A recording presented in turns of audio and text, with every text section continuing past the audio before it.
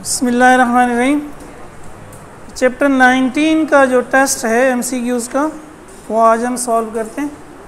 Chapter 20 के notes आपको मिल गए हैं ना, कल हम वो सॉल्व करेंगे, ठीक है। चैप्टर 20 छोटा है तो उसका टेस्ट नहीं होगा फिर एमसीक्यूज़ का। इस तरह आपका सिलेबस जो है जिसका 12 को पेपर है वो कंप्लीट हो जाएगा विद एमसीक्यूज़ 16 to 20। बाकी जो चैप्टर्स हैं 11 to 15 उसका भी इंशाल्लाह हम टेस्ट लेंगे, कोशिश तो करेंगे सारे चैप्टर्स हो जाएं। एक आध रह गया तो फिर कुछ कह नहीं सकता मैं, ठीक है। वो कोशिश करेंगे 12 के बाद 18 को ले लें, क्योंकि 19 से के बाद तो ईद का हफ्ता आ जाएगा ना, फिर आप लोग पता नहीं आएंगे नहीं आएंगे, ठीक है। तो ये चले देखिए, which of the following is not true about a nucleus. कह रहे हैं इनमें से कौन सा न्यूक्लियस के बारे में दुरुस्त नहीं है।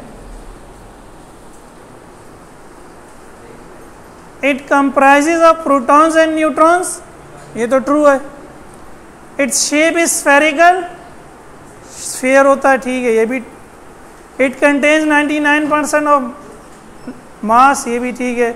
इट कंटेन्स 50% पॉजिटिव चार्ज, ये ठीक नहीं है। क्यों है? इसमें 50% पॉजिटिव चार्ज होता है, ये दुरुस्त नहीं है। क्यों दुरुस्त नहीं है?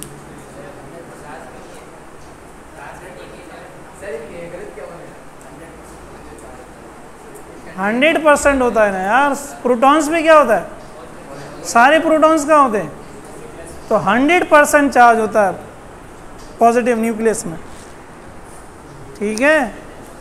आएगा the charge of a proton is, proton का चार्ज वही है जो न्यूट्रॉन का है, option A 1.6 exponent minus 19 coulomb.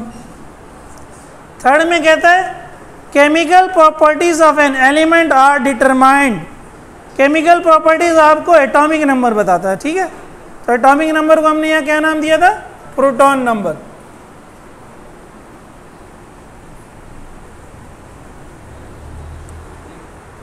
Radio activity is affected by dash the radio active element. Radio activity किस चीज से मुतासिर होगी? मैंने समझाया था किसी चीज से वो मुतासिर नहीं होती। तो इसका आंसर हुआ नन ऑफ। ग्राइंडिंग, पीसने से, गर्म करने से कुछ नहीं होगा उसको।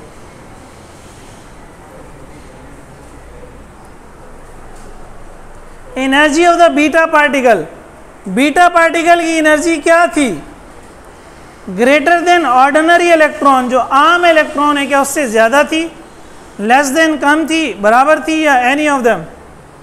तो याद है बीटा पार्टिकल मैंने लिखा है क्या था, beta particles are high energetic electrons. तो इस जुमले में यही है कि इसकी एनर्जी इलेक्ट्रॉन से ज्यादा है।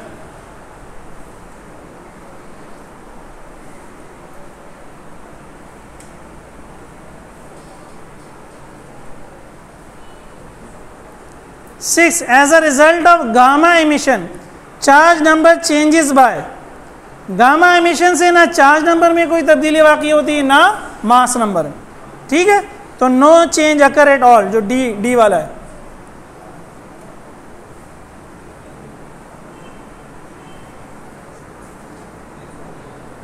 सेवन में कहता है nucleus contains 11 protons and 12 neutrons. Symbol of the nucleus is sodium होता है, ठीक है ना।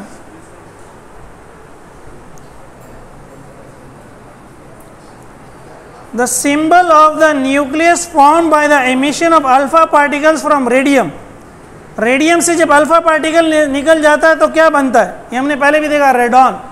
और रेडॉन का सिंबल क्या होता है, Rn।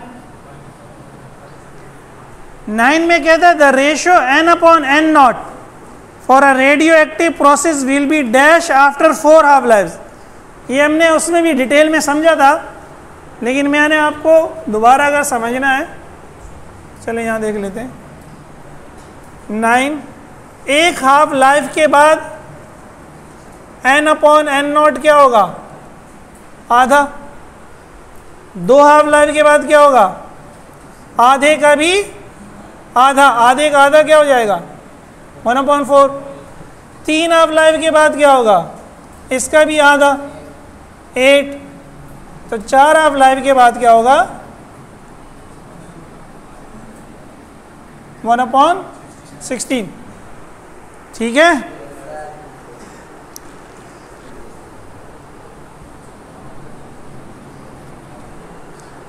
टेन में कहता है dash time is required for radioactive to disappear completely. ये जो हमारी इक्वेशन आई थी n बराबर है n नॉट e पे power minus lambda t। n को जीरो करने के लिए आपको t इंफिनिटी पुट करना पड़ेगा। n को जीरो करने के लिए t आपको n जीरो हो जाएगा ना, इसका मतलब है सारे एलिमेंट क्या हो गए? डिके हो गए। तो कंप्लीटली डिके होने के लिए आपको इनफाइनाइट टाइम चाहिए। कितना टाइम चाहिए? इनफाइनाइट। देखो ये होगा ना यार, इसको यूं लिख सकते हो ना, n नॉट अपॉन e पे power lambda t। t upon में आ गया। t जब इंफिनिटी होगा तो e पे पावर इंफिनिटी हो जाएगा। e पे पावर इंफिनिटी भी क्या होगा? इंफिनिटी। तो n नॉट अपॉन इंफिनिटी क्या हो जाएगा? 0। 11 कहता है the strong nuclear force. Strong nuclear force क्या है? क्या थी? याद है? बताया था मैंने। इलेक्ट्रिक फोर्स से स्ट्रांग होती है लेकिन रेंज क्या होती है? कम होती है। ऑप्शन सी है बिल्कुल सही। स्ट्रॉन्गर देन इलेक्ट्रिक फोर्स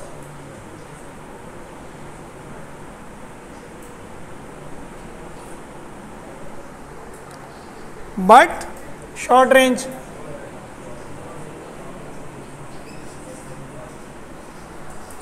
अच्छा 12 में क्या देखें?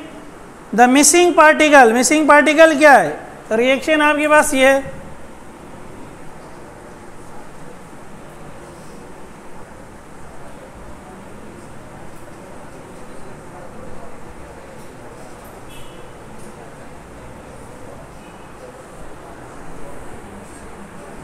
तो ये क्या 7 + 2 9, ये 8 है, यहाँ 1 आएगा। 14 + 4 18, यहाँ 17 है, यहाँ भी 1 आएगा। तो ये किसका सिंबल था? प्रोटॉन का। ठीक है,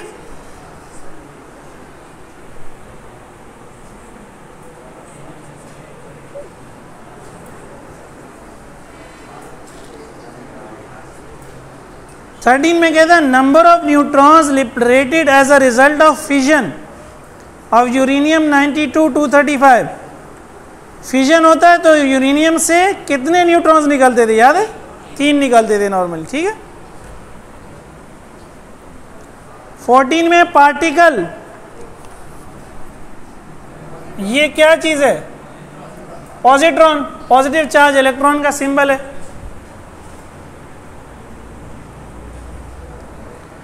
15 में which type of force overcomes the repulsive electrostatic force between protons in the nucleus of an atom? कौन सी फोर्स जो है वो प्रोटॉन की जो रिपल्जन है उसको ओवरकम कर लेती है? न्यूक्लियस टूटता नहीं है, न्यूक्लियस कायम रहता है। न्यूक्लियर फोर्स, वही स्ट्रॉन्ग न्यूक्लियर ना, या न्यूक्लियर लिखा हुआ न्यूक्लियर। ठीक है, ये उतार लो फिर बाकी।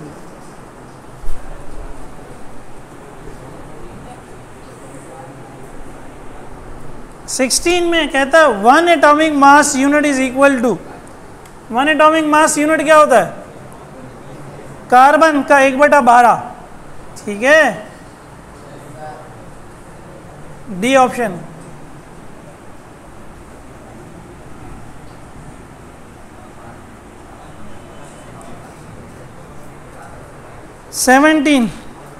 सेवनटीन में क्या है? An atomic nucleus emits energy as it decays from an excited state to a more stable state without a change in its atomic number. This energy is emitted in the form of gamma ray. बिल्कुल सही।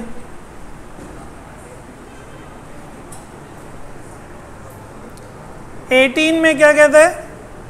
Mass of an atom is approximately equal to the sum of, ये तो बहुत आसान है, protons and electrons के मास को हम इंक्लूड नहीं करते।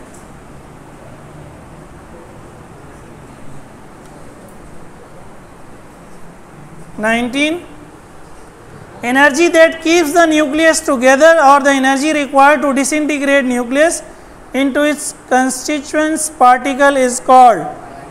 बाइंडिंग एनर्जी की डेफिनेशन है ये।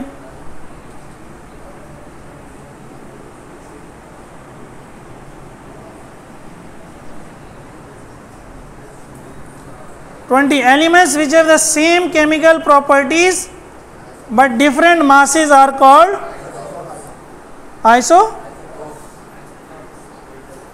केमिकल प्रॉपर्टी सेम होने का मतलब है उनका एटॉमिक नंबर सेम होगा, तो ये आइसोटोप कहलाते हैं ना, ठीक है।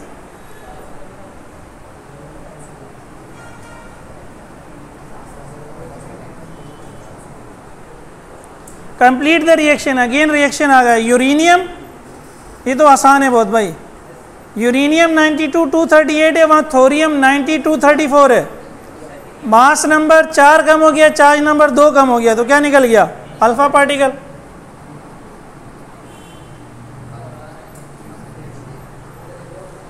In the process of beta emission, beta emission में क्या होता है?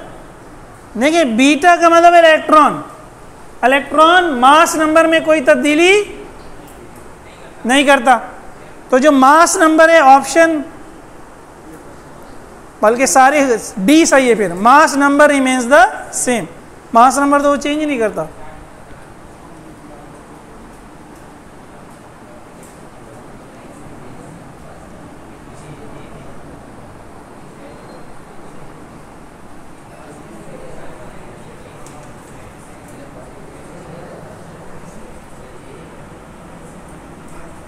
A radioactive element has a half life of 6 minutes. If the initial count is 824, the time taken by it to reach a count of 206, उसका half life है 6 minutes. अभी ये मैंने समझा भी दिया आपको ना, हाफ लाइफ कितनी है? 6 मिनट्स। तो एक हाफ लाइफ के बाद वो आधा हो जाएगा, एक हाफ लाइफ के बाद क्या हो जाएगा? आधा। तो 824 का आधा क्या होगा? 412, सही है। दो हाफ लाइफ, दो हाफ लाइफ का मतलब है क्या हो जाएंगे? 12 मिनट। दो हाफ लाइफ के बाद इसका भी आधा हो जाएगा, या इसके 4 से डिवाइड कर दो या इसका आधा ले लो, एक ही बात है। तो इसका भी आधा क्या होगा? 206। तो 206 में कितनी हाफ लाइफ के बाद होगा? दो हाफ लाइफ के बाद। और दो हाफ लाइफ में उसको टाइम कितना लगा? 12 मिनट, ठीक है।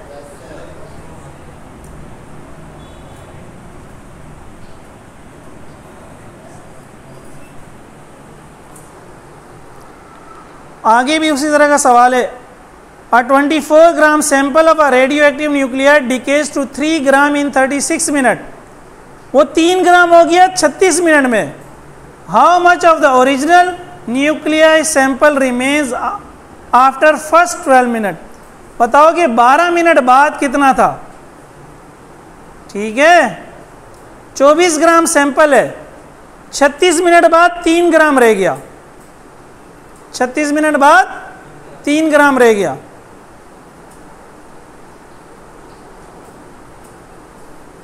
चौबीस का आधा क्या होगा? 12, एक हाफ लाइफ हो गई। 12 का आधा क्या होगा? 6, दो हाफ लाइफ हो गई। 6 का आधा क्या होगा? 3, 3 हाफ लाइफ होगी।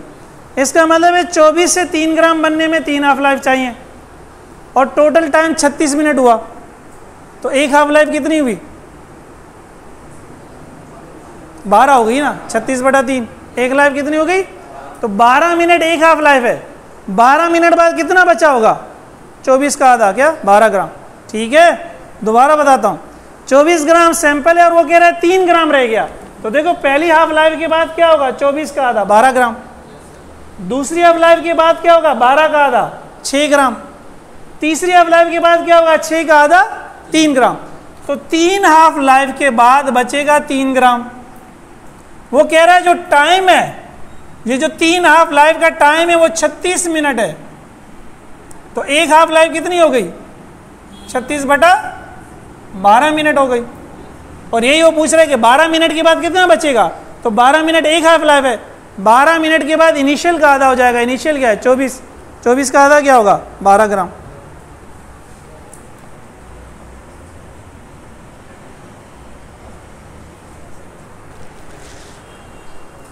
A medical lab has a 60 gram sample of radioactive isotope.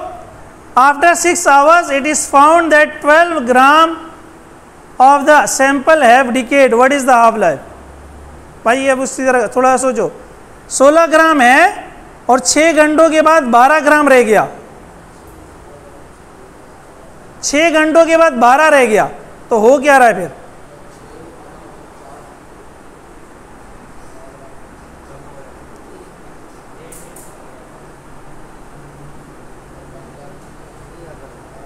नहीं, 6 घंटों के बाद, सॉरी 6 घंटों के बाद 12 ग्राम डिके हो गया, 12 ग्राम डिके हो गया, 4 ग्राम रह गया। तो देखिए 16 अगेन एक हाफ लाइफ के बाद क्या होगा? 8 ग्राम। एक हाफ लाइफ के बाद क्या होगा? 2 हाफ लाइफ के बाद क्या होगा? 4 ग्राम। 2 हाफ लाइफ के बाद क्या होगा? लेकिन वो 2 हाफ लाइफ नहीं है, 4 ग्राम नहीं है, वो 6 ग्राम है। तो ये जो नीचे इसने ऑप्शन दिए हुए 6 घंटे बाद क्या होगा? वैसे तो इसको मैथमेटिकली भी सॉल्व कर सकते हैं, लेकिन मैं चाह रहा हूं कि ज़बानी सॉल्व कर ले। 16 ग्राम का आधा कौन सा सवाल है? 25वां।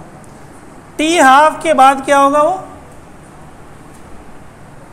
16 ग्राम का आधा यानी कि 8 ग्राम। तो 2 टी हाफ के बाद क्या होगा? 8 का भी आधा, क्या? 4। तो 2 हाफ लाइफ के बाद 4 ग्राम बचना चाहिए। 2 हाफ लाइफ के बाद कितना बचना चाहिए? 4 ग्राम। तो सवाल मेरे से आगे पीछे हो जाता है, लेकिन वो बचा हुआ कितना है?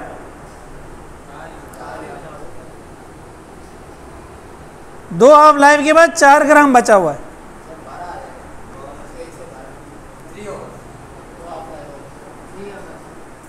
दो हाफ लाइफ हो गई ना 6 घंटे, ठीक है। उसने कहा है कि 12 ग्राम तो डिके हो गया, तो बचा कितना? वही 4 ग्राम 2 हाफ लाइफ के बाद बच रहा है। तो 6 घंटे में 2 हाफ लाइफ है, तो 1 हाफ लाइफ 3 घंटे की, ठीक है।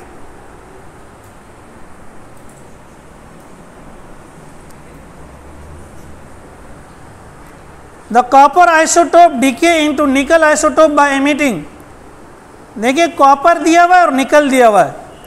कॉपर और निकल दोनों का देखिए मास नंबर सेम है, फर्क इसमें चार्ज नंबर में। कॉपर का 29 है, निकल का 28 है। कॉपर का 29 है, निकल का तो हाँ, तो पॉजिट्रॉन आएगा तो चार्ज नंबर क्या हो जाएगा? इक्वल हो जाएगा, ठीक है।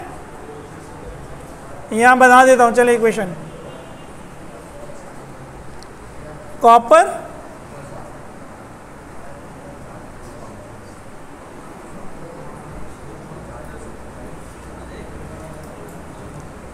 ये हमें दिया हुआ है कि ये इसमें कन्वर्ट हुआ है, तो 64 तो बराबर है। 28 को अगर हमने 29 बनाना है तो यहाँ हमें 1 + 1 चाहिए, ऊपर हमें 0 चाहिए। ये कब होगा? जब हम यहाँ क्या पुट करें? पॉजिट्रॉन, ठीक है। 27 में कहता है in fusion reaction the energy release. ये तो बहुत आसान है। एक रिएक्शन में कितनी एनर्जी रिलीज होती थी? 200 mega.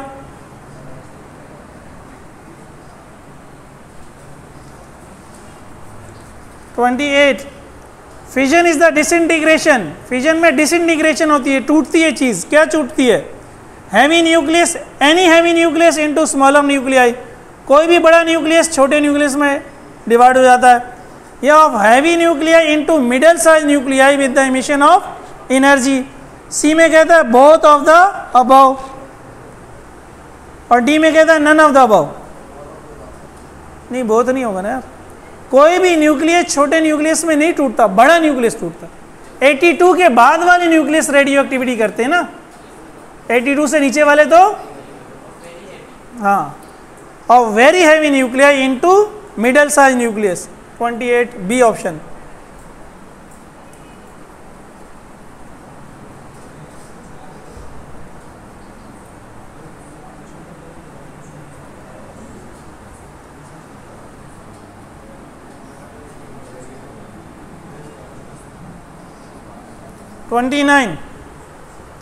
The principal reason for using neutrons to bombard a nucleus is that neutrons, हम न्यूट्रॉन को बम्बार करवाते हैं रेडियो एक्टिविटी में। वजह क्या है?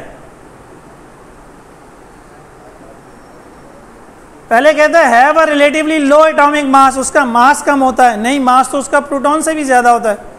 Have a very high kinetic energy, ठीक है, ये पॉसिबल रीज़न हो सकता है। कैन बी ईजिली एक्सेलरेटेड, उसको आसानी से एक्सेलरेट कर सकते हैं, नहीं ये भी नहीं है उसमें तो।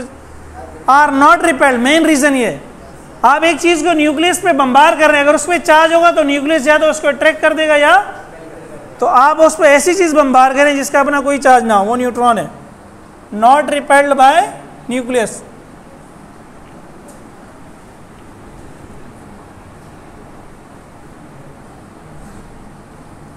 ये मोस्ट अप्रोप्रिएट आंसर है, ठीक है। 30 particles which can be added to nucleus of an atom without changing its chemical properties. Chemical properties आप चेंज नहीं करेंगे, तो केमिकल प्रॉपर्टी चेंज होती है एटॉमिक नंबर या प्रोटॉन नंबर चेंज होने से। तो प्रोटॉन नंबर कब चेंज होता है? जब आप इसमें प्रोटॉन ऐड करेंगे, सही है। अगर आप इसमें न्यूट्रॉन ऐड करेंगे तो इसका मास नंबर चेंज होगा, इसका चार्ज नंबर चेंज नहीं होगा, ठीक है। चलिए अल्हम्दुलिल्लाह ये चैप्टर 19 आपका हो गया। कल चैप्टर 20 कर लेंगे और उसके MCQs कम है, तो हम चैप्टर 13 भी शुरू कर देंगे कल, ठीक है।